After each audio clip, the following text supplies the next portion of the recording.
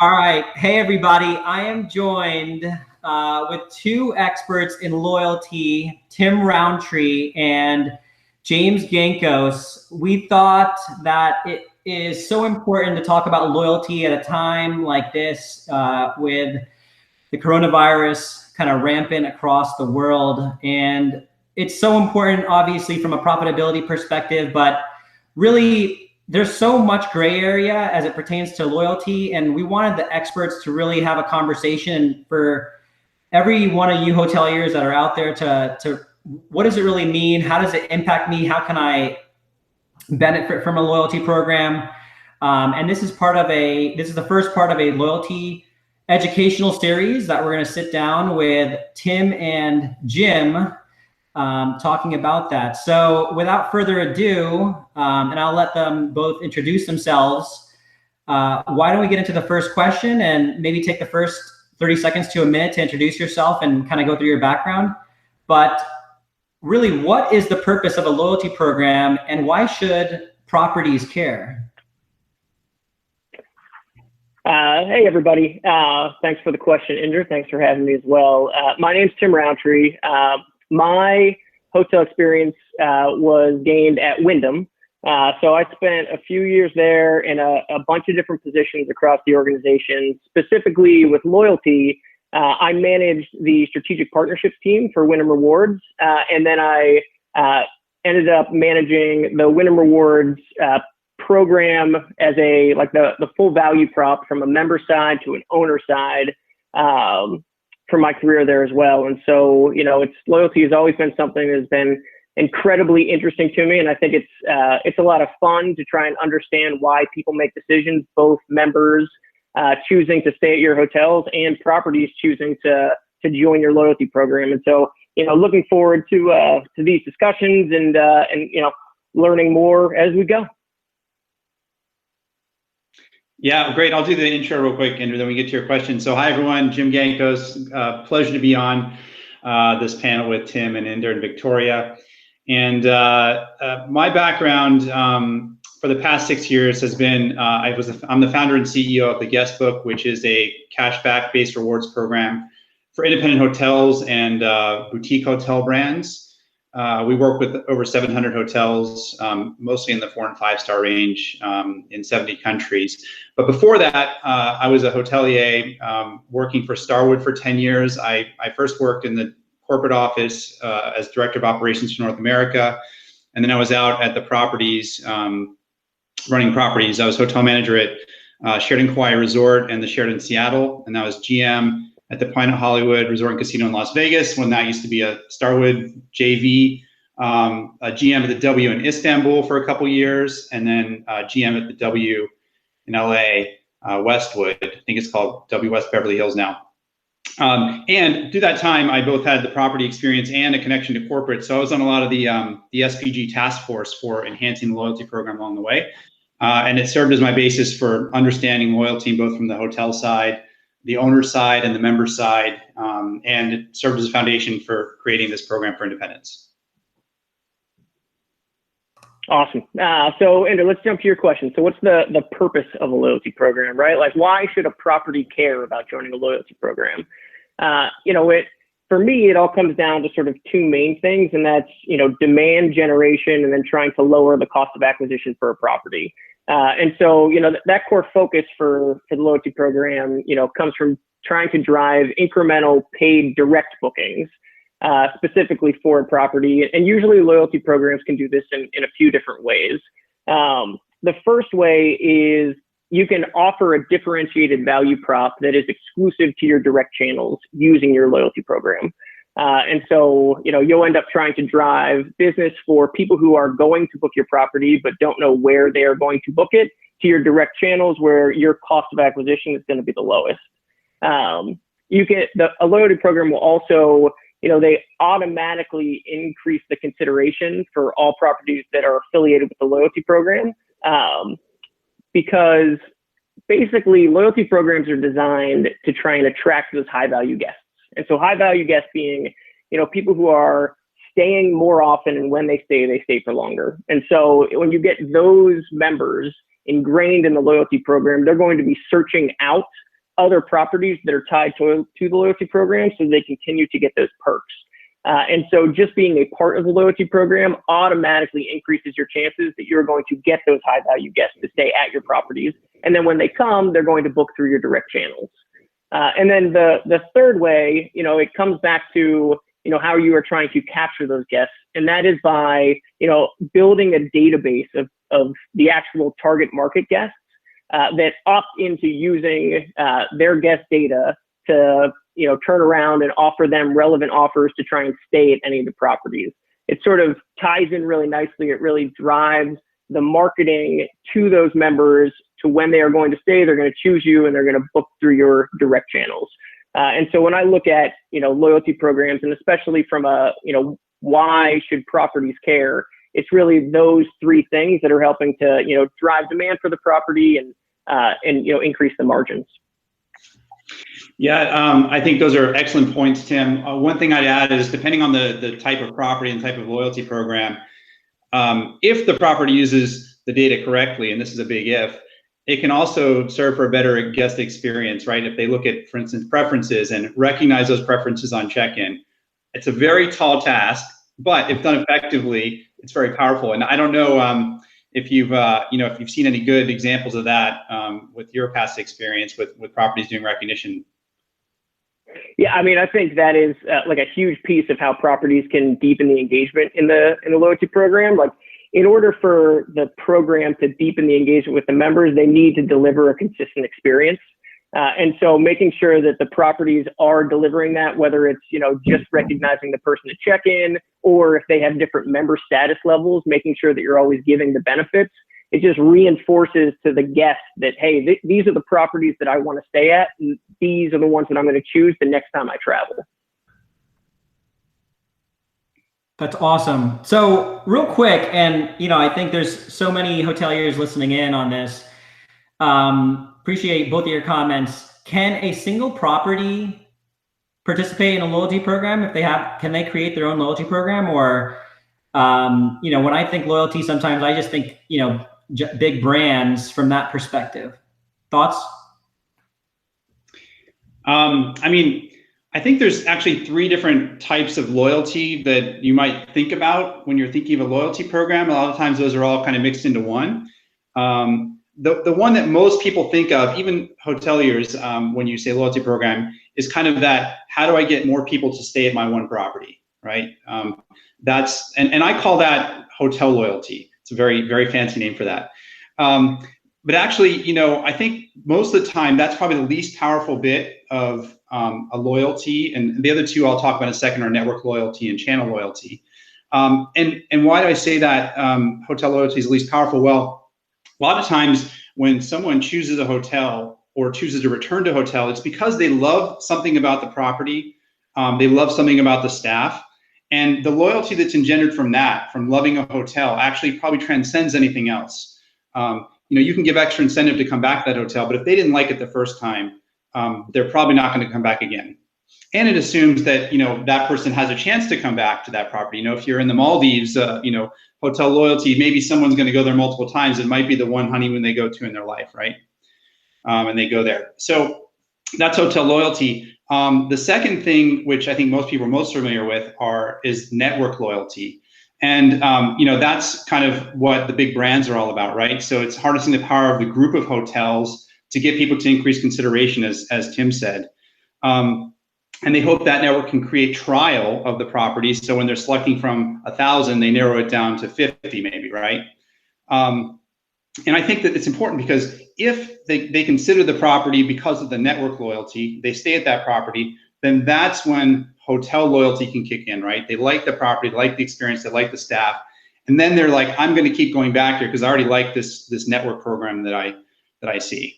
But by and large, the big network loyalty programs, the big chains, they're really just focusing on, when you see a promo, it's not for one hotel. It's usually a set of hotels, or it's the whole system. Double points in the month of March, or whatever it might be. And then the last piece that I think is probably the most under-recognized that Tim touched on is channel loyalty. And when I used to be GM of the W Istanbul, Istanbul has a lot of independent hotels and very few chain hotels. And this is back in 2010 to 2012. I would have lunch with my GM colleagues once a month, and we'd be talking about stuff. And always the topic of OTAs killing the independents came up. And I thought to myself, boy, I don't even really think about that much at my hotel back in 2010, 2012.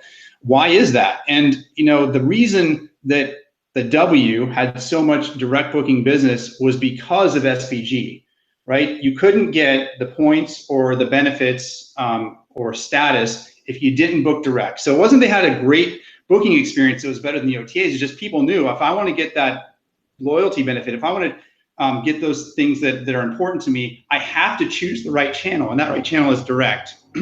So as far as bottom line value to a property, if you can entice someone to change where they book once they've decided on the property, and we all know, people look around many places and they oftentimes land on direct. If you can change their reason to book direct through loyalty initiatives, that channel loyalty delivers huge results to the bottom line. For an independent, it could be 20% savings. Of course, you're going to have some economics to pay the loyalty program, but by and large, there's a huge arbitrage there if you can get them to change. And I think hotels, especially in this day and age, they need to really look at channel loyalty. What I think is oh, sorry, go ahead. Oh, no, sorry. I was just going to pop in here real quick. It's funny that you say that, Jim, because we've been looking a lot recently on ways to drive demand, in this post-COVID world. And one of the things that we've been seeing is that data is showing that both loyalty programs and OTAs are kind of showing early stages of growth. And what's interesting is back in 2008, when the financial crisis hit, it was really only the OTAs. So I think you're really onto something with this new shift in how brands are really kind of pushing that book direct. It's that those effects are being seen now. Yeah, Pete, I think after 9/11 and the recession that happened after that, and then after the Great Recession, hotels have learned their lesson that they need to do something. And hopefully they're doing, they're giving more value than on the OTA to create that channel loyalty. Yeah, and I was just going to add before that what's interesting is, there's lots of different reasons that guests choose a hotel. And you can look at network loyalty also as brand loyalty, right? So if a hotel is part of a brand that and you like, then that sort of also fits in there, but that doesn't necessarily translate directly into channel loyalty all the time. And so that's where sort of a loyalty program, sitting on top of sort of a group of brands or a brand, ties both of those together. Which when you think about hotel loyalty, part of the issue is your base that you can actually market to, is limited to generally the people who have stayed there before. And the majority of guests are going to be people who have never stayed there before. And so touching on network and channel is huge for driving demand. And when those two are tied together, that's, really where you can, drive that demand, but also make more money with every single room. And luckily, Tim, no major chain has ever given their loyalty benefits to any OTA. That's always been a direct channel. There's one smaller brand, I won't name it, that did offer it. And I think it was the worst decision ever. Hopefully they rescind that. I was going to blow up Jim, but I will refrain from blowing up that brand as well. Yeah, but, being that one of the key aspects of the loyalty program is a differentiated value prop for direct, it feels like it would be, the worst thing that they could do. Well, not the worst thing, but not a very, very bad thing in order to give up sort of that exclusive option to drive demand to their direct channels. Yeah. Jim, one of the questions, or at least one of the things that I feel like there was always some confusion about was, CRM and loyalty initiatives. Are they one and the same? Is a loyalty program a CRM? Are they different, sort of how and why? Have you sort of, had a lot of experience with that, and sort of how do you look at those two? Yeah, good question, Tim. I think those are oftentimes confused. What are the difference? The way I look at the differentiation is there a member portal that the guest can log into or not? So obviously all the chains have they have a member portal someone can log into. But a lot of independents, for instance, they have a database of people who subscribe to their newsletter and promotions, but there's no member portal. And having that member portal is important. So I would say CRM initiatives are those that don't involve a member portal, and loyalty initiatives are ones that do involve a member portal. So the types of promotions you give are actually dependent on that key differentiator. So oftentimes on CRM initiatives, no member portal, what the hotel would send out is an e-blast on a holiday with a special promotion for the holiday. Or if you really don't have time for CRM, a lot of independents fall into that area, they'll send out the Black Friday deal, right? The once a year initiative. But when you go into the portal area, when you have a loyalty initiative, that usually focuses on things that try to get people to stay more often at the hotel, try to get more share of wallet. So the things you see in there, it's, hey, stay more and get more, either be a points program or, just a free nights program, 1 for 10 or whatever it might be. And the idea there is to get people to give greater share of wallet instead of just to consider only on that one particular holiday that they might be considering.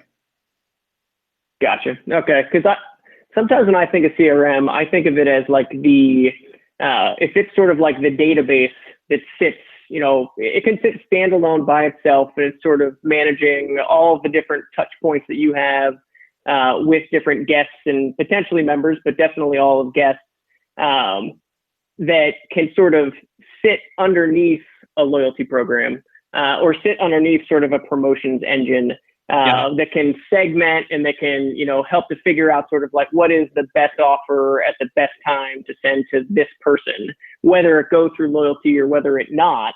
And it's sort of being like something that is, they're tied closely together, but they're distinct and different. And I think that's why it's always a little bit confusing, even to myself.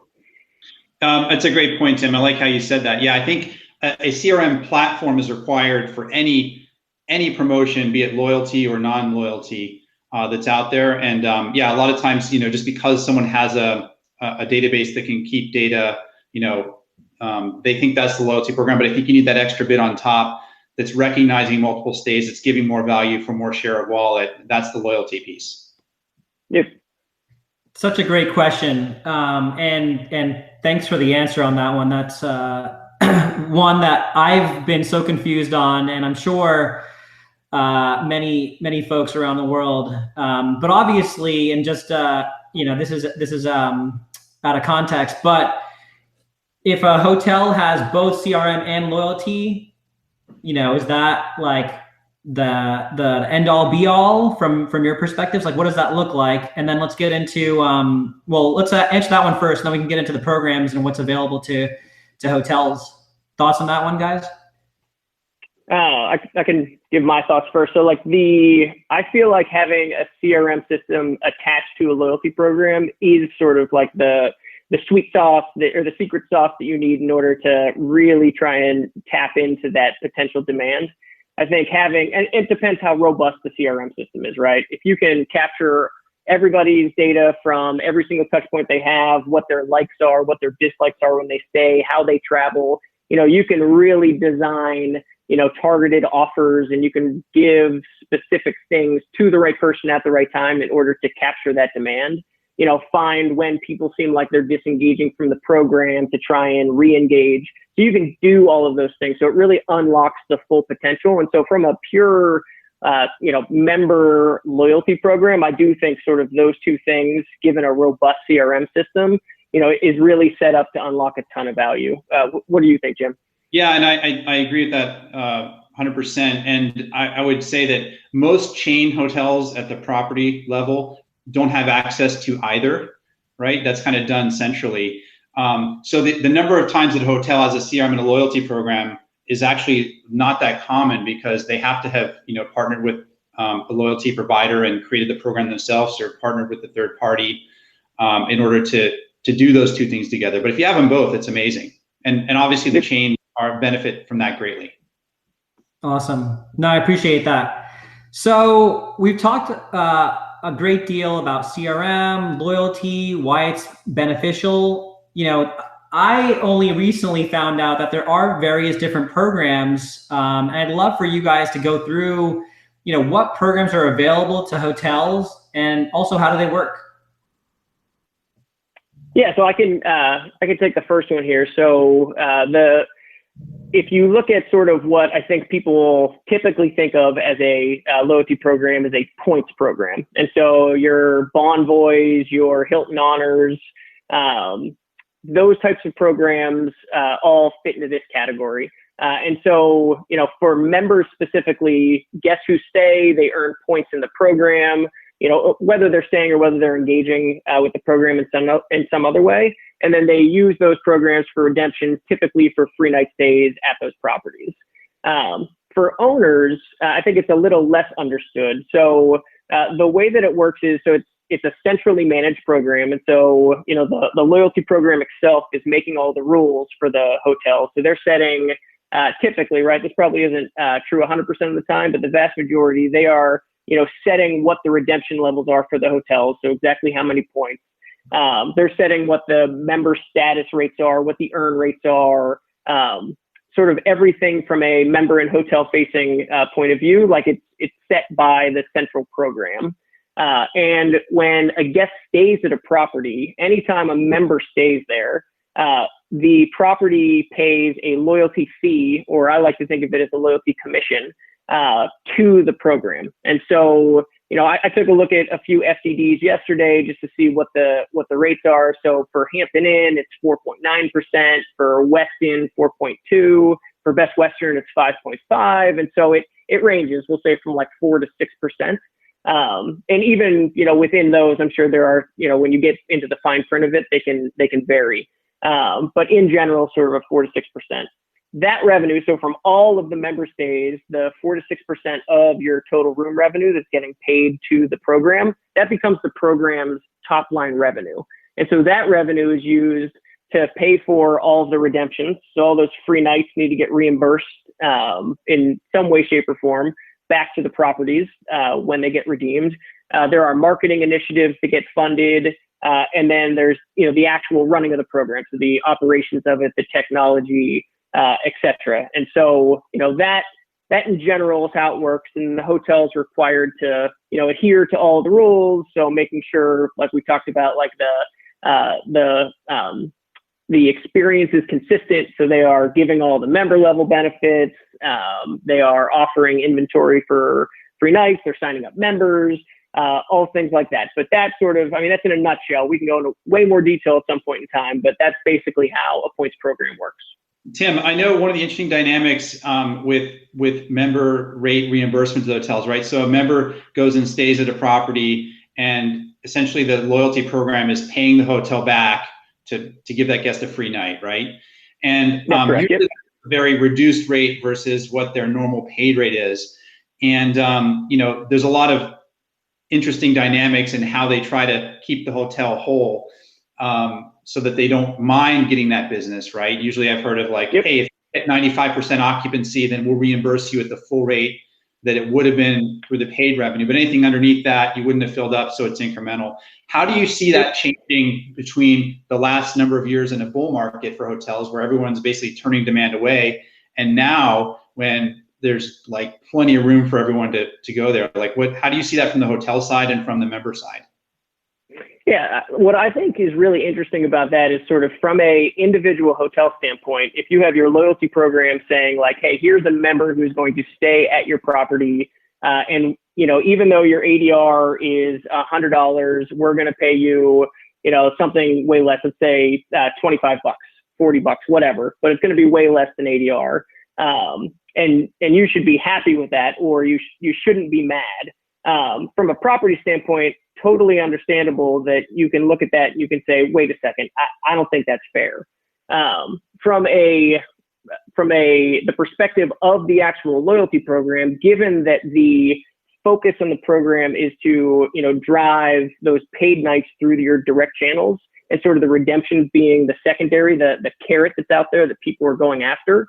For properties where a small percentage of their nights are coming through redemptions, really what it is you need to make it so that those redemptions feel like they're really attainable. The way to make them feel like they are really attainable is to make it so they don't cost a ton of points. And the only way that a program can afford to do that is by making it so that they're not going to have to pay a ton of money to the property in order to fulfill those nights.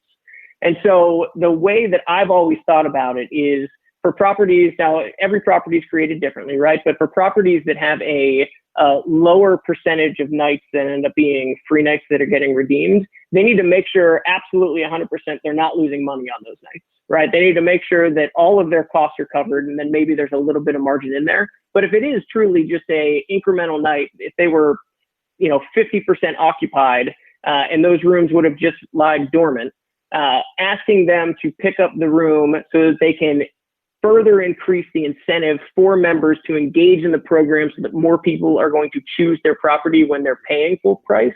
I think it's a valid argument to say that that's probably okay. If, especially as properties have more and more, occupancy that is open, I think, making it so that those nights are available for a price that are going to make people want to continue staying and want to stay that one more time and always choosing a property that's affiliated with your loyalty program is going to be really important. I'm sure there is a balance that can be made in what the actual reimbursement rate is so that properties don't feel like they are taking advantage of and they are making some sort of margin on it. But, to ask for a full ADR reimbursement when you're only 50% full is really just going to harm the program overall, because it's going to make it so the costs are too high and there won't be money to do marketing, and there won't be money the actual points to redeem are going to be too expensive. Yeah, no, totally agree with you.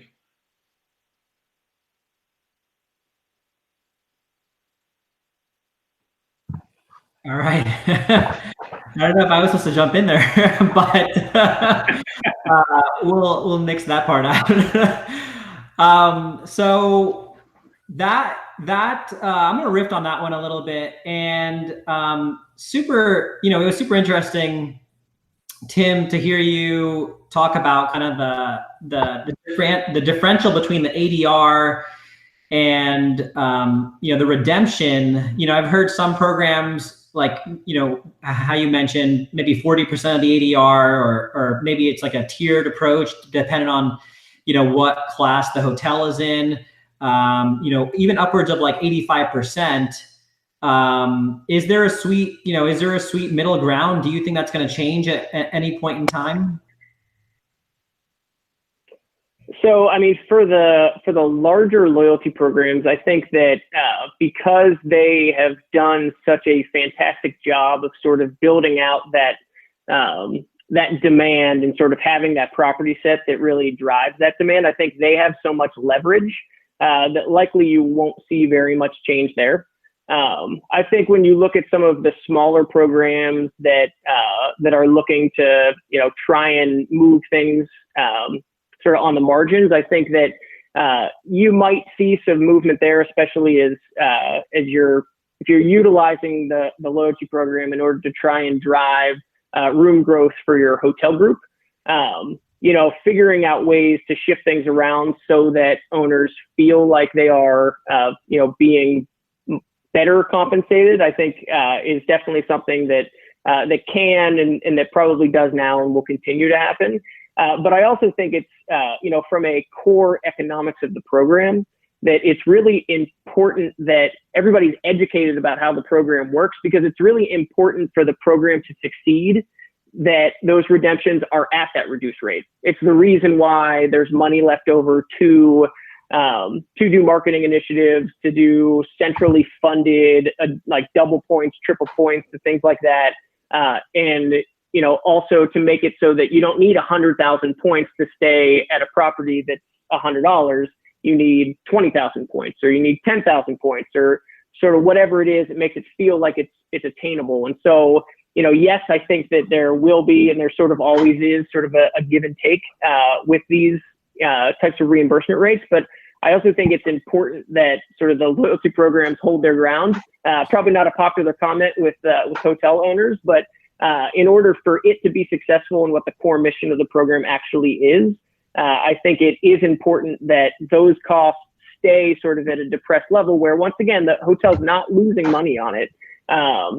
But you need to keep the cost of the program down so that you can actually drive all the additional demand to the property. Tim, I would totally Oh, sorry, Victoria, go ahead. No, go ahead. I was literally just going to say, from a marketing perspective, I think your comment on having that marketing budget is so important, because the hardest part that hotels have and brands have is competing with the OTAs who have such a massive marketing budget, right? And I think for a while their marketing wasn't really valued the way it should be, and OTAs kind of came in and showed them why it's important for them to be marketing.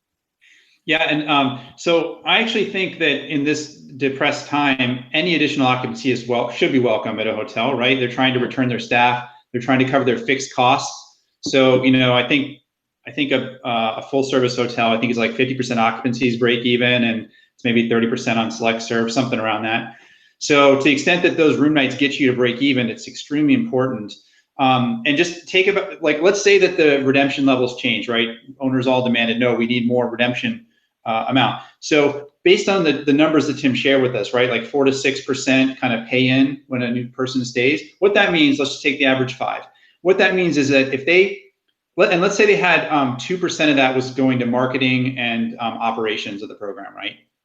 That means you'd have 3% to buy room nights. If you had to pay full retail value, that means you have to have 33 nights to get 1 free night.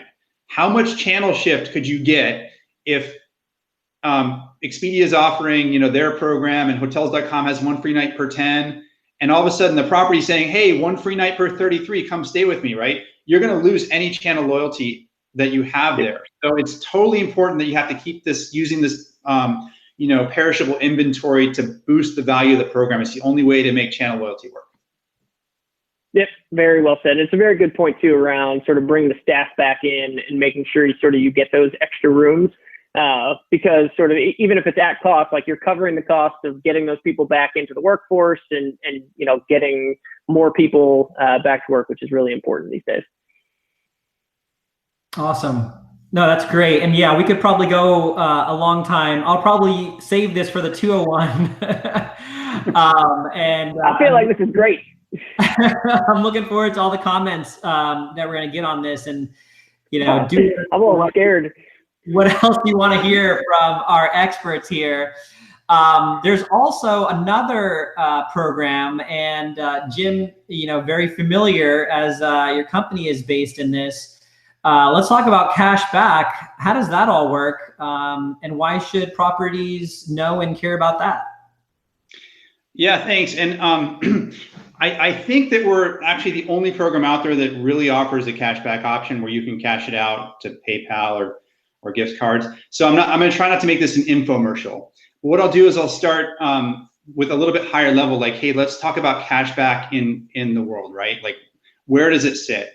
How important is it? I think Motley Fool did a survey last year that said, this is an American, consumer survey, and I think, let's see, I'm going to quote the stats here. 58% of the respondents owned a cashback credit card. And that was 20% higher than the second most popular type, which was a retail specific card, like, Bloomingdale's or Saks or something like that. And an interesting comparison that even though cashback and travel rewards cards are seen as the two big rivals in the credit card world, it was still far ahead from the airline specific cards, which were only 16% of the people had it. So basically, 3 to 4 to 5 times more people had a cashback card than an airline card. So the cashback in the minds of, and you can think about it from, what has Capital One been pushing for a number of years? And actually I started the program back when Capital One was, asking what's in your wallet, and it was really a big campaign. But it's not only the cashback credit cards that do it. There's a version of cashback that 2 of the biggest retailers use, right? So Amazon, if you have their credit card, you get 5% back to use on their products, which is essentially a cashback card because they have anything you don't want to buy, right? You're definitely going to use their cashback. And then Target's the same way. Their credit card, if you use it, you get 5% to use on their products. They have almost everything. So cashback as a concept is very popular in the world and with consumers. So let me tell you a little bit about how cashback works for hotels. So the main thing that we started with the guest book, it wasn't, we weren't focused on hotel loyalty. We weren't focused on network loyalty. We had to start with 0 hotels. I started it in 2014 with 0 hotels. But we wanted channel loyalty. That was the #1 reason we started it. And the idea was, if you can give someone a better deal by booking direct, you're going to get more people to book direct, right? It's a very simple equation. But, and by the way, our program works for independents, not chains who have their own programs. And it also works for small groups. But the important point is, you can't just go give a better deal, because if you just give a lower rate, a lot of times the OTAs will come and knock in, right? They're going to say, hey, I'm going to lower my rate according to my contract, or I'm just going to take out my commission or whatever else. And by the way, we're going to penalize you pretty significantly in sort order or visibility or whatever else.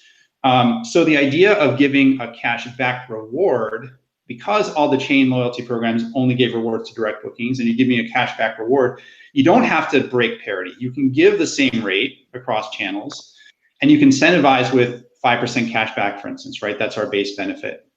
So book direct, you see it merchandise, hey, you get 5% cash back via PayPal or gift cards, or book on the OTA, it's the same price, but you get you get the cash back if you book direct. So that was the main thing. It was channel loyalty. And the way that our program works, so Tim talked about the economics for hotels with the points programs, is that when someone actually claims the cash back that we offer in the booking engine and incentivize them to book direct instead of OTA, we charge back the 5% we give to the guest, only if they claim it. And we also charge 3% on top of that as our fee. So simple example, let's say someone spends $100, they enroll in the program and take the reward. We give them $5 if it's a one-night stay. We'd ask for reimbursement from the hotel for that $5 at the end of the month after the stay completes, and we ask for $3 more for us for doing the program. So that's how we make our money. We don't have any setup fees or ongoing monthly fees. It's just transactional, so our interests are aligned.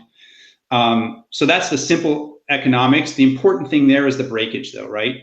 If someone sees the value, if someone sees this offer to them in the booking engine or on the homepage, but ultimately they don't check the box to enroll and subsequently confirm their account and log in and create their profile, the hotel pays nothing. So I kind of say it's the rightful approach to discounting. Discounting says, here's a discount. And by the way, if you're a consumer and there's a discount and a non-discount and everything else is the same, you're going to take the discount, right? You don't know. Inder might have wanted to pay full price. He was going to pay full price, but then you offered Inder a discount and he took the discount. With rewards, since there's that two-step process, Inder might have liked the idea of getting those rewards. It might have changed his behavior to book direct, but ultimately he didn't have the time to go and do both those steps, or he forgot about somewhere along the way. So the hotel pays nothing, and that breakage is really important. So it's almost like on the chain programs, you have this perishable inventory as the currency that's being traded. And our side, it's the breakage as the currency that's being traded. But everything's based on that first-time guest. So even if I'm not a program member, I can see that it's a better deal than the OTA. I can enroll, and we can split that savings with the hotel, right, for the people that actually claim it, much less than a commission. And then I just add that once we had about 400 hotels, we added another benefit, which was a network benefit. We said, hey, we have enough hotels now. And so what we do is we say, hey, guest, you can cash out 5% via PayPal or gift cards into your favorite retailers, or donate to charity. We have that too. Or you can triple the value towards another stay in the network, but it has to be in a different destination where you earned it. So you can't just keep going back to the same hotel and getting 15%. And by the way, we don't charge anything for that extra. That's out of our 3%. We fund those people that want to go cross network. So when someone books another stay in the network, they're actually paying full retail rate. We're tripling it up on the back end and cashing them out. So the hotel doesn't have to worry about lower economics on those reward night stays, if you will. So anyways, that's the cash back rewards program, but hopefully that was helpful at a high level. I think one, really helpful, two, a really interesting value prop for independents, especially compared to, what a points program looks like and sort of what goes along with that, which is you've got to be part of a big brand and likely a big hotel group. And so it seems like you guys are doing great things. Two questions for you. One, so you said if somebody redeems, you charge the property the 5% and then the extra 3%. If somebody books direct but doesn't redeem, do you also collect that 3%, or is it truly is zero cost to the property? Zero cost. If they redeem a reward, there's also a charge for our services. If not, there's not. So yeah, that 3%. Okay. And by the way, just to give high level understanding of the breakage, which is the important piece of this, essentially what we see as an average across all of our portfolio is that 75% of the guests who see the offer don't take both steps, meaning hotel pays nothing. So I'll just do the simple math on it. 5% plus 3%, that's 8% times 25% of the guests that actually claim. 8 times 25 is 2%. It's basically 2% on your web direct bookings as the fee for that. And for that 2%, we actually increase conversion by 20%. So that's kind of how the economics work in the favor of the hotel. Yeah, that sounds like a great deal for the hotel. As you guys have looked at, so you said once you got the 400 hotels, then you added the cash forward product. When you think about network loyalty, I know from a points program perspective, one of the big things is sort of doing outbound marketing for, on behalf of all the properties that are included in your portfolio to try and gain awareness and gain more customers. How do you think about that sort of with this type of loyalty program moving forward? Yeah. So what we do is we have a golden rule. We'll never market to the database to help one hotel at the expense of another. Because these people are ultimately bringing members to the network, right? So what we do is like destination-specific focuses and things of that nature. Importantly, though, and this is different than the chains, every person who uses the program at your hotel, either they signed up there or they actually stayed there on a cash forward stay, or they know the network and they're earning more. We actually it's a co-ownership of the data. So everything about that person is shared with the hotel for their own CRM initiatives. They can market that person as much as they want. And that opt-in is part of the opt-in to the program. So people are giving the permission for the hotels they stay at to market to them. Wow, so that's great.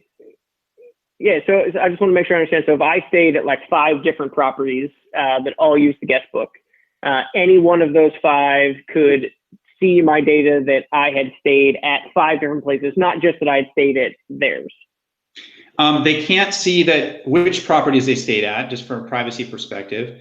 Yep. Basically, we don't say like where, but we'll say like, hey, this member has this many stays in the network, right?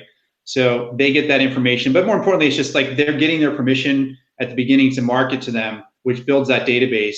And by the way, like, for all those 75% of the people that don't do the 2 steps, a lot of them take the first step of checking the box, which gives permission to market. So it really drives that enrollment percentage, because you're like offering an important carrot that gives them a reason to give you their data, but they don't ultimately take you up on it. No, I mean, that's amazing because, from a brand perspective, you often can't get access to that information. So for a hotel, being able to collect and build their own CRM system really helps to empower them. And I think that is amazing. Yeah. And you can imagine, I mean, most people in a big, big brand, the hardcore travelers will stay in a ton of hotels. Most people only stayed a few. There's really no reason that the hotel couldn't market to the people who stayed there, other than the brand doesn't want to release that power, right? Because then they could maybe leave the brand with a big database of people and then market to them. But there's no reason technically or like, legally or even from a guest percent. I mean, I'm fine if I get an email from a hotel I stayed at that I joined their program, it wouldn't be weird, right?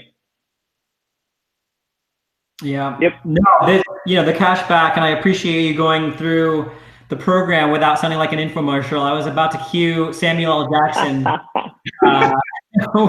with the cash back. What's in your wallet? All rights reserved for Capital One. Just saying. So no, that's great, and I really appreciate you going over that. I'm sure that our listeners are going to have a ton of questions on that. So. Everybody can definitely reach out to Jim.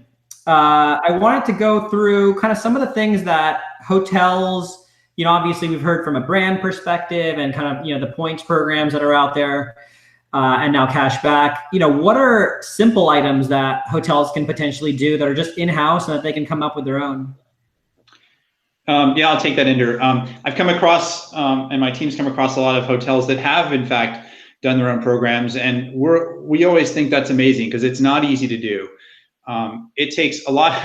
We come across a lot of hotels that say we're just about to do our own program, And then 3 years later, we check in with them like, no, we haven't done the program yet. So if you actually have your own, kudos to you, because it takes a lot of time and effort to get everyone aligned and to put it out there. But there's a few different variants that we've seen when a property does have their own. One is like a punch card based system, right? So, hey, stay 10 nights and get a free night, and we'll just, mark it off. And that's great for, I would say like entrepreneurs, people who are traveling for business, but oftentimes on their own dime, they can keep coming back to the same property and essentially lessen their rate by getting those free nights. Another version of a homegrown program, this is probably the easiest one to pull off, is, hey, it's just like a few value-added perks that say, hey, join our program and get, and that get is always the same few things. It's free bottled water, free Wi-Fi, which hopefully is free everywhere anyways, but it's still marketed as such. And then it's comp upgrades, early check-in, late checkout, depending on availability, right? And the reason why this is where you see most of the hotels who do their program, they have these things, is because they're all pretty easy to execute. And if it's like, oh yeah, sorry, there's no availability on the upgrade, right? Which oftentimes happens. Now, I argue that that's probably not a good experience for members. And when I was at Starwood, the biggest problem with SPG was the platinums who didn't get their suite or, nicer category upgrade. So be careful when you use it. Make sure you actually do recognize those people and give them that upgrade, even if it's not available. Like even if it's like maybe spoken for, or you think you're going to sell it that night, like give them that bit. It'll create loyalty. And then the last part, well, there's two more. I see a lot of times the hotel offering like an Amazon gift card at check-in. So like, hey, book a stay with us and you'll get a $20 Amazon card, which is, again, that's probably the easiest one to execute, I'd say, of all of them.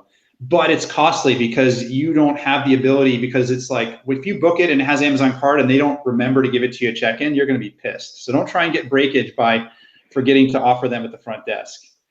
And the second piece about that is a lot of time, that value doesn't flex with the length of the stay. So if I'm a one-night stayer and it's a $100 thing and I have a $20 gift card, that's a freaking costly thing for me as the hotel. If I'm a 3 or 4 night stay, it's probably perfect. If I'm a 7-night stay and it's giving me like $3 a night or $285 per night on my gift card, for sure the OTAs programs are going to seem much more attractive, right? So there's a limitation on the flexibility of that gift card type program. And you got to remember, like at the front desk, you got to make sure no one's giving it out to their friend. There's like a fraud thing. There's a lot of stuff that goes around with it, right? Again, none of this is easy, but some are easier than others. And then more recently, like I'd say over the past year and a half, the member rates piece, a lot of the booking engine technologies have been able to, started with the chains, of course, and then the independent space, providers for booking engines have started to give member rates functionality. They call it private rates or member rates. And, that's a way of saying, hey, there's a better rate available to you as a loyalty member, but really it's just like anyone, right? They're trying to go after the channel loyalty. And one word of caution on that is it's great, but I can't tell you how many times that the member rate's actually higher than bar. It's so funny because it doesn't really flex, right? So, you're like, okay, I'll go log in, boom, boom, comes back like, wait a second, log out. It's way higher than it was before. So just a word of caution, but that's what I've seen out there, those 4 types of programs. It's a perceived benefit, right, Jim? Yeah, exactly. It's like you probably had rental cars, right, where you had the special promo code for like, whatever, and you put that code in and somehow it's higher. Like, oh no, but you have all this other stuff that you don't need in there, but so it's higher cost. Yeah. Awesome. No, I appreciate that. So great list of different items that hotels can participate in. I'd love to just get into the pain points of each. I think we've heard kind of some of the benefits, but what are some of the pain points of each of the different programs? Tim, can you maybe kick it off with points? Sure. So I think we've talked a lot, or at least a decent amount, about some of the pain points and some of the benefits. When I think about the pain points from a hotel point of view, it's really around that it's centrally controlled. And so, one is there's no optionality. If you're part of a brand or a hotel group that uses a loyalty program, like you are going to be part of that loyalty program. I'm sure there are some exceptions, but in general, sort of, it is what it is. And, all the loyalty programs don't impact all properties the same. And so there can be, your property might not be getting the business that you were hoping for. you might want to become disengaged. But when you're part of a points program, when something like that happens, there's fee structures that are set up on the back end to try and make sure that you stay engaged. And so, it ends up being challenging if you're not happy with the loyalty program. There's nothing you can do about it. You can't cancel yourself out of it, and instead you're getting hit with fees, and so you can get disengaged even more really, really quickly. And so that's probably like the biggest piece, I would say, because it's also centrally managed. I think Jim mentioned this before that or maybe it was Victoria, that brands typically, when they have member data, they like to hold on to it. And so that is definitely typically true of the points programs as well. And so, the program is going to control that member data. And so I'm sure, obviously, you will have the data of all of the guests that stayed at your property, but that's generally about as far as it will go. The program is going to be the one that actually manages the total guest profile data for each one of those members, and they're likely not going to share it for you. And then they're going to use it to market network loyalty, not hotel-specific loyalty. And so it comes back to the dynamics of, you don't know if you're going to get as much business as another property across town, which just sort of is how the cookie crumbles, given that you're all going to get impacted differently by the loyalty program. So that's pain points. When I think about benefits, I mean, we've talked sort of about the demand generation, and then, making sure that the guests are coming through your direct channels and they're making you higher margins. One thing is for franchise loyalty programs, so a little bit different than things like an airline loyalty program. The loyalty programs typically are not EBITDA impacting. And so for the hotel group, what that means is all that the revenue that's coming in, so that 4 to 6% that you're paying, that goes into the program. That money is not going to hit the bottom line. And so that means that you've got your redemption costs, you've got your cost to actually operate the program, and then whatever's left is all for marketing, and it's centrally funded marketing. And so the program is going to pay for double, triple points. It's going to, if you do multi-stays, you'll get this bonus. All of those are going to be no cost to the property, because the fund is actually, or the loyalty program is using its fund in order to fund those types of loyalty initiatives. And so that's really a big benefit that's specific for those points programs. And then there's other, sort of secondary perks. There are, you can have owner perks like special discounts or special status or things like that are benefits to a hotel owner for having their hotel join the program. And those can be really great, but those are really secondary to sort of the main financial benefits of the program, which are driving demand for a lower cost to your property. Tim, would you say the average cost of a direct booking is around 9% higher than when they come through different channels? Is that about the benchmark that I've seen? That sounds about right. I'm sure it varies, significantly by, different loyalty program and different, what the relationship that you're comparing it to, but 9 sounds pretty fair. That's a great question. Victory Labs has good stats on that. They pretty much come across with, the conclusion that pretty much all the time, even when you add in all those extra fees for loyalty members, like that's the best value out there for getting business. And OTAs are always the worst. Maybe wholesale is worse than OTAs, but well, we actually did develop a calculator, and it is available to anybody who comes to epic-rev.com. It's the reservation cost calculator. So we've also done an educational video on that, but I'll just throw that in. But yeah, Calibri Labs, there's a ton of there's obviously a ton of value in driving direct bookings. One thing is that the reason why I like to think of the loyalty fee, so that 4 to 6% as a commission, is because I think like for somebody who has to pay it, you feel different than if somebody's charging you a fee than if you're paying a commission for delivering that reservation to me. And so thinking about like if there is sort of a all-in difference of cost of 9%, like that's including your 4 to 6% that you're paying. And so like knowing that that's the commission, and then you still have that much additional margin to offer anything else, and you would still make more money from it coming through another channel, you know, is a great way to think about sort of what that value really is. Yeah, great point. And yeah, the Epic Revenue Consultants deep dive into channels was great. I saw that too. So yeah, big plug for that one. Very simple and straightforward. Thanks, Tim. Yeah. Do you want to go through, you know, some of the pain points and benefits regarding cashback? Yeah, sure. So I'll kind of echo Tim's comment about kind of perceived expense, right? So and I'll use, let's say, for instance, that you could just always break parity with the OTA and there's no repercussions, right? So 5% lower. Let's say you give a 10% member discount.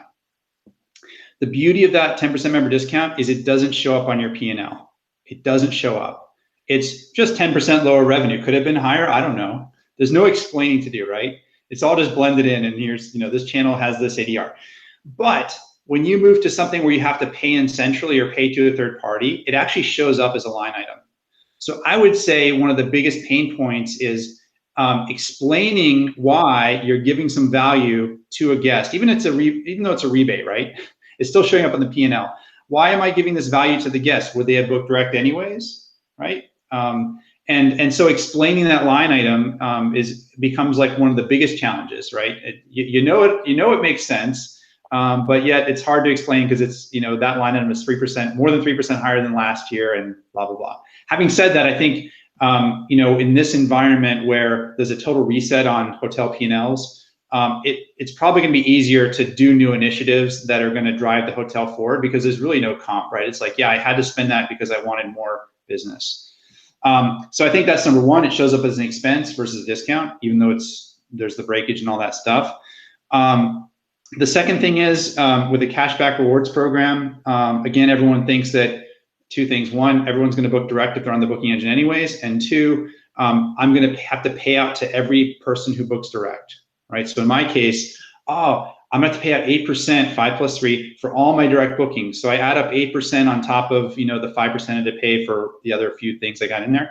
And it looks high. But you have to remember that it's only after breakage, right? So you got to account for all that breakage in there. Let's see, where was I going with that? Oh, I know. So when we first start a hotel, we do an A/B test for 30 days. And what we do is 50% of the people who search for rates and availability will see our messaging for the cash rewards, and 50% will not. And we can then measure what is the difference between those two cases in terms of actually making a booking. What's the conversion on both of those? And we can show what that difference is, and we can say, and here's what it actually costed you after the breakage. And it shows a good ROI, right? It's like 8 to 12 times revenue to cost multiple. However, you can't always be an A/B test because you got people that are coming back to the site, you got people in the network that are wanting to stay there. And so after you do that initial test, it's hard to prove ongoing incremental value every single month because you'd have to ask every guest, would you have booked without this? Would you have booked an OTA without this? Which is hard. And by the way, we actually have a survey that can do that, but it's a little bit kludgy, right? So I think that ongoing proof of incrementality is something that, you know, people have to become comfortable with. So I would say that's a pain point as far as understanding and explaining. And then yeah, I think those are the main ones. And then as far as additional benefits that we didn't cover before, you know, I think one thing that's the SPG manual used to be like 180 pages. Like the detailed one. We set it up knowing that most people at the front desk change over and whatever. We set it up with no one at the hotel needs to even know how this thing works because we're going to execute it all for you. And it's simple for the guests, right? 5% cash back or 15% cash forward. So there's no explaining, you know, there's no all this stuff that complicates the program and complicates the rollout. So it's very easy to just turn on and roll with it. So that's the only other one I would do. Oh, and we can integrate with pretty much any booking engine. We think we have 26 right now. Yeah, what I like about it too is as meta search becomes sort of much more impactful for how people are searching, as Google makes their sort of shifts in their strategy for travel. I feel like having a differentiated value prop that you can show, like when somebody's searching there, is just like a huge benefit to drive people to book through that direct channel. And so, it feels like it makes a ton of sense, especially for an independent hotel, to look at an option like this. No, Tim, thank you for that. And again, I'm sorry, it might sound a little infomercialish, right? But it's a great point. What we did a big case study with a number of hotels last year with TravelClick, with their Meta clients who are our clients. And what they did is they looked at what their Meta return on ad spend was, and cost per clicks and conversion, before and after implementing one change. And the one change was we put in the Google call out, which is a little thing that shows below if you're like in the number one position. We put in earn 15% cash to rewards, book direct and save. And so when you had that on there, it doubled the return on ad spend. It was so impactful because people, if they're looking across, and actually we did a survey on guests too, and we found that even when Expedia undercut the hotel slightly, which often happens on Meta, having that call out, still people preferred, like 2/3 of the people preferred the direct with that additional benefit. So it's a good insurance policy on undercutting. Yeah, and I can see sort of how the A/B testing sort of all continuing to try and justify through that would be challenging, but I feel like that's a place where you should be able to see sort of the results immediately, and whether or not they sustain pretty clearly by using that sort of differentiated value prop, and then you'd also see them theoretically drop if you stop. So hopefully there's proof there. Great point. Yep. All right, awesome. So I think last but not least, obviously gone through the pain points of, typical points programs, cash back. And I think, you went over a couple of different, pain points and benefits, but just to remind the viewers, and we'll end the session with that. So in-house programs, pain points and benefits. I think I probably jumped ahead and covered some of the pain points in there on my first time around. I don't know, Tim, did you have anything else to add to the in-house ones? So, I think you covered, the vast majority of sort of the pain points, especially like as you were talking through them, it just kind of dawned on me that it's a sort of, they can deliver sort of the simple things that aren't overly differentiated, that'll give some sort of value to the guests they're trying to. But, anytime they're trying to do, something that becomes sort of more special or more differentiated, it just becomes more complex. And complexity, the challenge there is, complexity in order to solve that generally becomes time consuming and expensive. And, when you're a larger loyalty program with, thousands of hotels, you can, justify and spread that cost around sort of all of those. But when you're a single hotel, it's really hard to. And so I think that's sort of where a lot of the challenge comes in when you're, a single hotel or a small group of hotels, and you're trying to implement something that becomes more complex to actually execute. Yeah, good point. Actually, but while you're saying that, it jogged my memory. There's two additional benefits, I think, of homegrown programs that I didn't cover. One is just the pride of the hotelier who created it, right? A lot of people, want to put their own take on something or build something new for their property they love, and so there is a pride factor there, especially if it strikes a chord with guests. Sometimes that's a high hurdle, but if it does, like, there should be a lot of pride. And secondly, like if you're a small group of hotels and you're expanding your brand or your management group, if you have something that says, look, we also have this program, that's important too for like getting additional contracts, right? Because a lot of those small groups don't have their own program. They could partner with someone else and do it, sure, but there's some pride in like, hey, I have my own program. Awesome. So, extra benefit. Yeah, no, that sounds great. So just finalizing here. First of all, thank you, Jim. Thank you, Tim. Definitely going to continue this as an ongoing series. I think, so much to talk about as it pertains to loyalty, so important at this time, of hospitality in the industry. I mean, such uncertain times, but, loyalty is one of those aspects that, as you guys have mentioned with various statistics, drives consumers, and there's various differentiating factors like network and channel and hotel, But obviously, it's for the benefit of hotels and hoteliers, owners, revenue managers. It gets across the aspect of being able to book direct and to get value and to be valued, right? Which I think is part of the value premise of loyalty. So again, I appreciate your time today, and until next time, this is Inder signing off.